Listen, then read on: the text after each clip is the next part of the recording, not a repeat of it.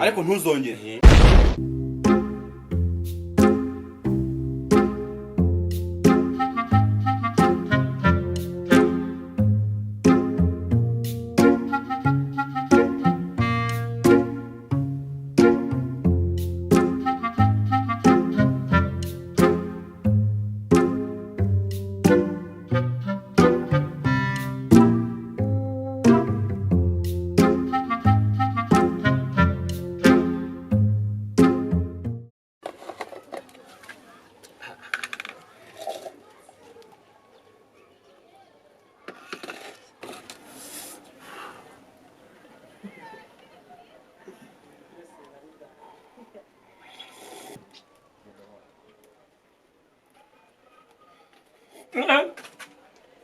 Hapana, banza ukaraba aho ngaho.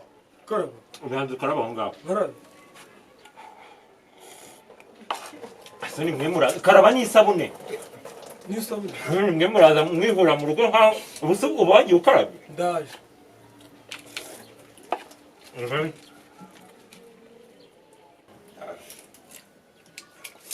Gahunda ya metero no kuyubahiriza. Metero se? Gahunda ya metero 2.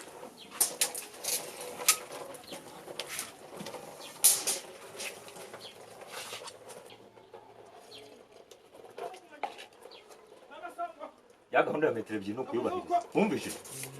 Ari kabisa. Karaba neza se. Amazi yagiye gushira. Genda hariya uhagarara aho ngaho wumutse intoki ugire gutya. Amagara inyuma. Wumutse intoki. Gutya. Naramutse abangaha. Ariko wowe kuza wihura aha ngaha ni mu kabari. Hasore, karaba intoki nawe. Intoki.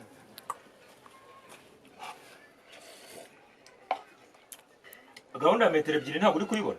Karaba intoki, zamura amazi ukarabe n'isabune. Ni wowe wumutse intoki. Karaba intoki.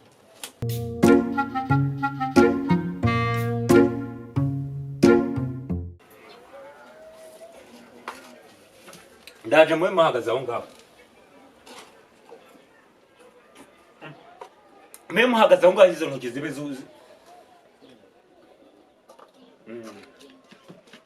Kamwe ngiye kwabika nawe ngiye mukaraba.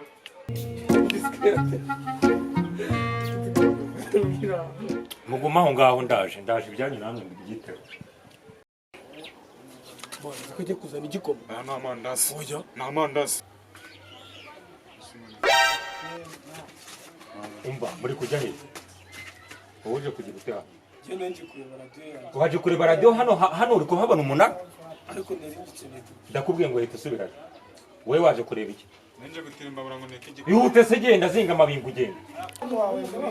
Wowe uje kugira utaha. Nje gutirimba burango neke igikoma. Hano se ni muri kantine. Hano ni muri kantine. Ndakubwiye ngo nawe hita ugenda. Fafu. Undi umuntu yamenya muturutse he? Ariko yose wirukana abantu hanga. Wirukana abantu hanga. Undi wowe. Oya rwose boss. Oya rwose. Oya rwose. Oya nukuri kwimana ntago umaze kwirukana abantu banganga. Ejo ntabwo wirukanya abantu ngiye njyamye narakumvisha. Ntabwo negezemye. Arega birabyari bisambo rwose. Bura tuba ducama abandi mu rugo. Nibyo wavugaga nabyumva. Wambabarira se. Wambabarira rwose. Ndakubabariye uyu munsi ariko ntuzongere.